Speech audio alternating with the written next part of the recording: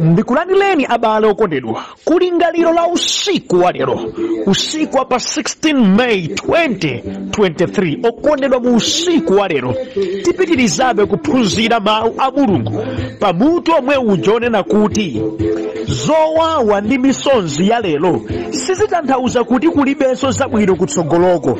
Mukakamirebe Mulungu. Ameni. Musiku wa lero ndi phunziro number 5 limene likuchokera pa Exodo chapter number 5 ndime yake number 6 mpaka ndime ya number 21. Mawu a Mulungu muchichewa cha lero akuti, pa tsiku lomwelo Farao analamulira akapitawo athangata ndi anzawo a Chiisraeli amene ankayang'anira anthu kuti, inu musawapatsenso udzu wopangira njerwa monga mmachitira kale. Iwo azipita ndi kukatenga udzu wawo, koma musawachepetsere chiwerengero cha njerwa chomwe munalamulira kale kuti aziwumba. Iwowa ndi aulesi. N'chifukwa chake akulira kuti, tiloleni tipite tikapereke nsembe kwa Mulungu wathu. Muwakhawulitse ndi ntchito anthuwa kuti azitanganidwa, asakhale ndi mpata womvera zamabodza. Choncho akapitawo athangata ndi anzawo a Chiisraeli amene ankayang'anira anthu anapita kwa anthu aja nati, Farao akuti sadzakupatsaninso udzu. M'malo mwake mupite mukadzimwetere udzu kulikonse kumene mungapeze. Komabe ntchito yanu sichepetsedwa. Kotero anthuwo anamwazikana dziko lonse la Igupto kukamweta udzu.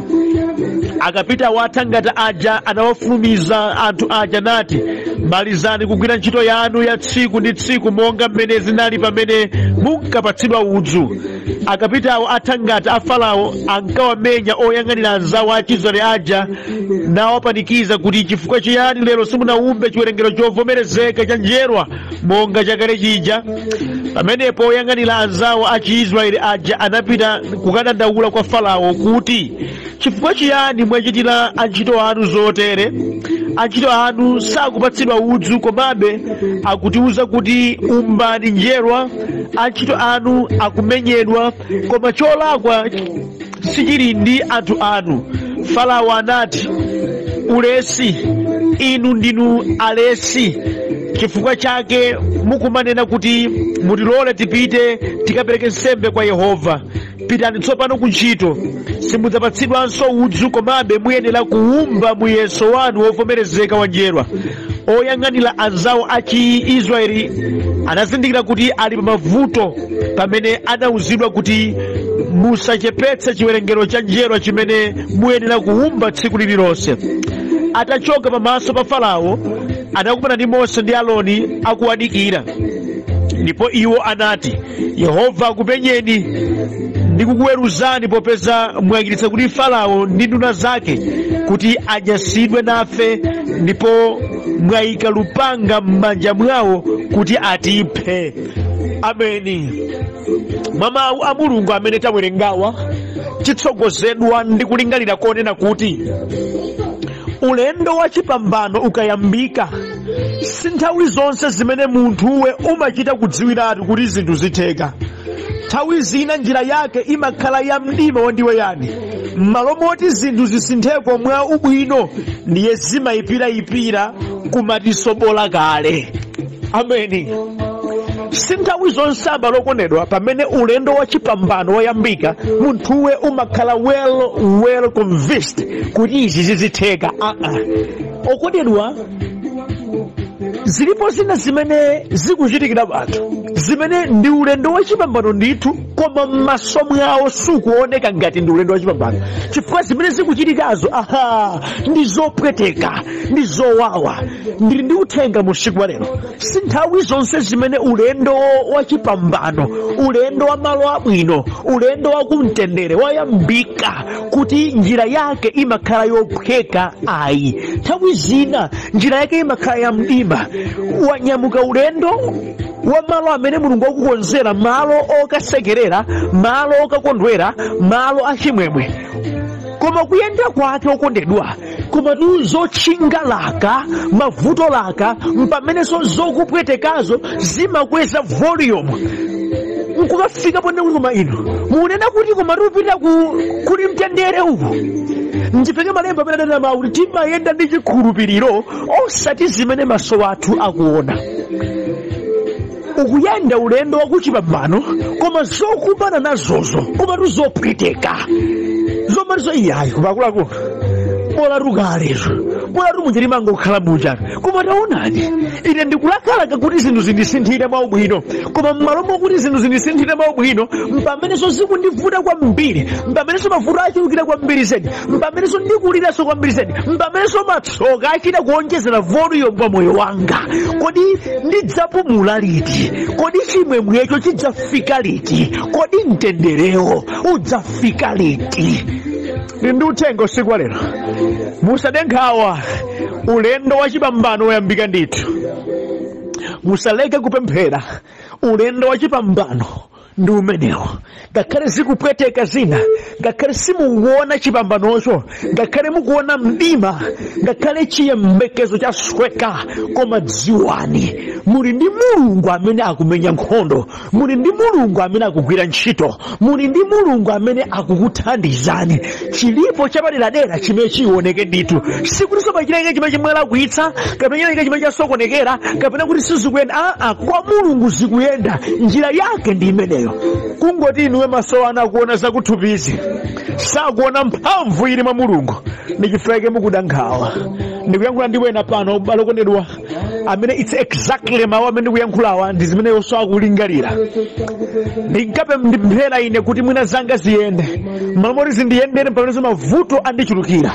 Ine ndidamba kudzipereka kwa Ambuye ine kuti kapena mwina ndikhoza kupeza zosowa zanga mpamene mavuto akundichulukira, mpamene matsokanso, pamene zokhomaso, mpamene zipsinjo zikuchoka pa chizake nkumachita balana chili chimanga nkuti ndikolola bwino koma mavuto awa ndiye kuti munthu ndi ukhaula.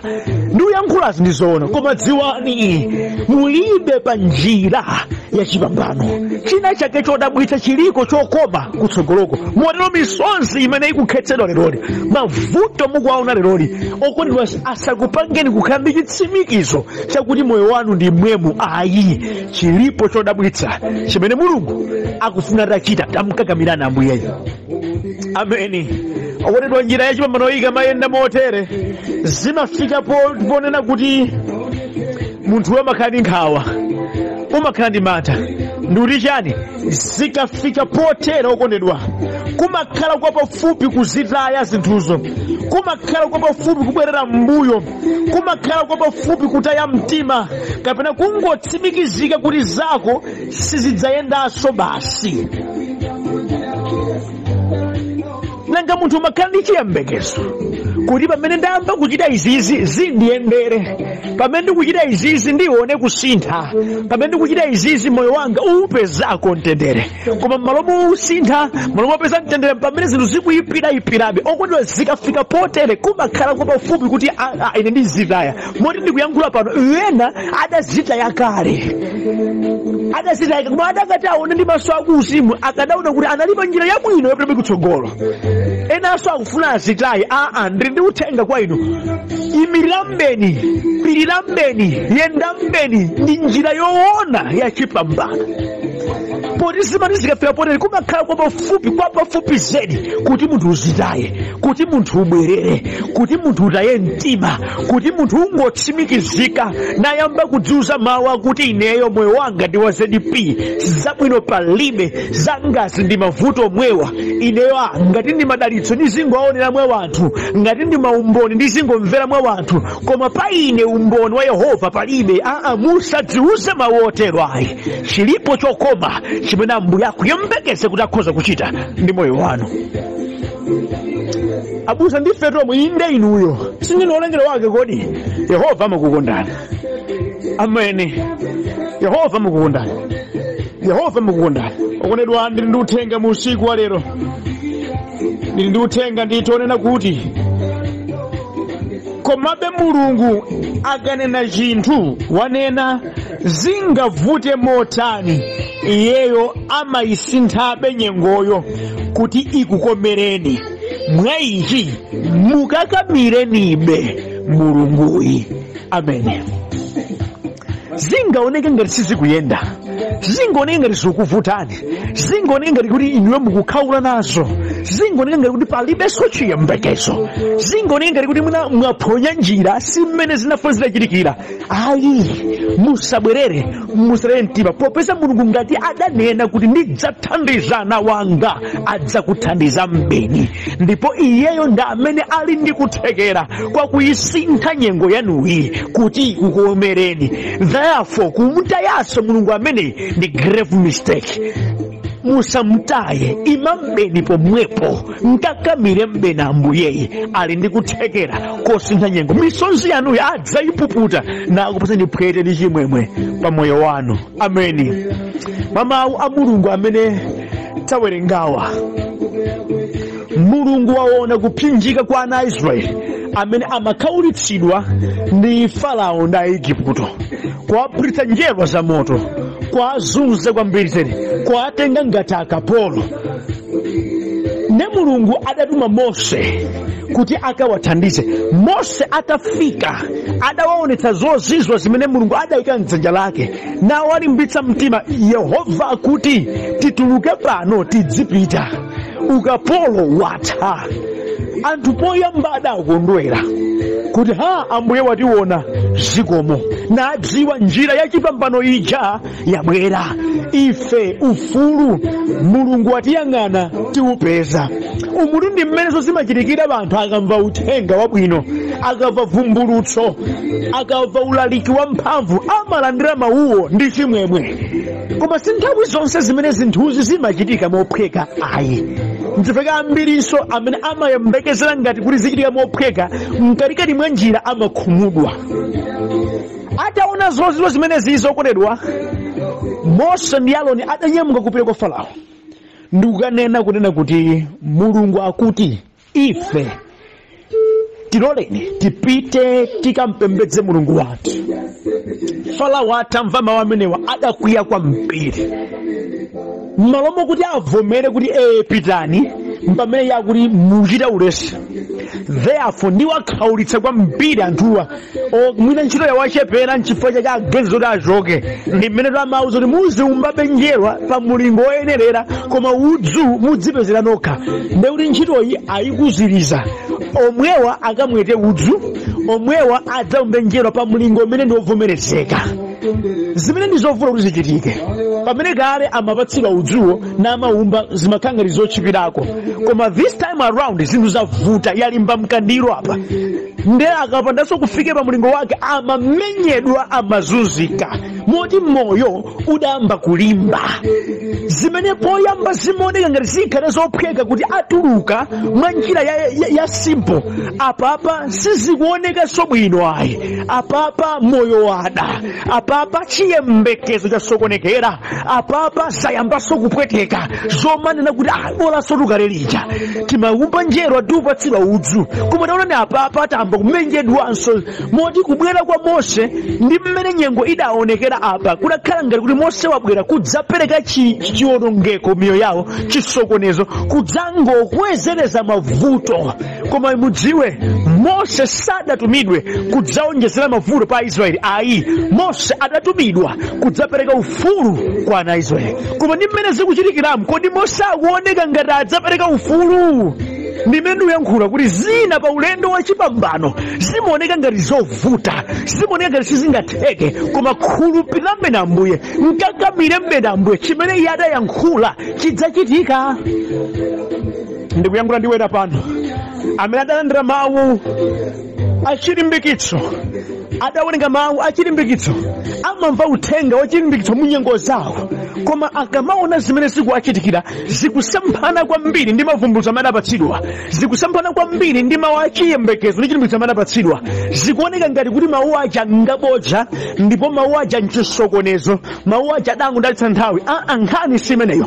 Dziwani nthawi zina njira yachipambano imaoneka anga yovuta, koma ndi njira yokutengerani kumtendere. Amen. Ndi njira yokutengerani kuchimwemwe. Ana Israeli ataona kuti zikupweteka, adawapanga bypass akina Mose ndi kupita wokha kwa Farao kukadandaula. talakwanji sifolakwa ife tiloleni mulipatsenso ngati kale udzuka atipatsani ntchito tigwira kuti aya ulesino chokani. Ndipo adapita mokhumudwa, adabwerera mokhumudwa. Alipo anthu ambiri okondedwa akamapatuka pa chimene mulungu akufuna nafika pomachoka kuti mwina mulungu sakuwathandiza malo moti apeza mtendere amangokhumudwirabe chifukwa chimene mulungu achinena ndi chimene adzachitsatire. Ndipo kanthu kena kakuti makusana amenewa adawaona Aaroni ndi Mose kukhala ngati anthu oyipa. Ndili ndi mawu kwa inu okondedwa, alipo bena akhumudwa ndi maulaliki bena amene adalandira, akhumudwa ndi mawu a mulungu ena amene adakambidwa, akhumudwa ndi mavesi ena popeza mavesiyo mawuwo sakuchitika pa moyo wawo pakadali pano. Musaje mfulumira, tamulekani mulungu akhale mulungu. Chimene iye adayankhula chidzachitika ndithu basi. Pangatalike bwanji mulungu si munthu kuti akaname. Ayi ziwuseni kuti ine ngakhale zikuoneka ngati sizikuyenda koma ndinkakamirabe mulunguyu chifukwa mawu ake ndi mawu oona. Chimene yowanena chidzachitika ndi mulungu wabwino. Mkhulupirireni. That's why ndikukulalikirani kuti mkakamireni. Ndikamati mkakamireni ndiye kuti zilipo zina zimene chidule kuti zikuchotse pa chimene udakhazikika pa mulunguyo. Ndi chidule kuti chikupangitse kuti usinthe programu yako. Ndi chidule kuti ufambhuke nuchoka pamaso pake. Koma mkakamireni Ambuye, imabeni pamaso pake akuthandizani achita chozizwa. Ameni. Tikadawerenga okondedwa mavesi akutsogolo, machapter akutsogolo, mulungu adayamba kumchuna Farao ndi miliri. Zidayamba kutembenuka kuti zikwaniritse mawu ake akuti watsika kudzathandiza ana a Israeli. Ngakhale zimaoneka ngati kuti sizikuyenda koma Yehova adayamba kuchita zake. Ndi mawu okupatsani mu tsiku la lero.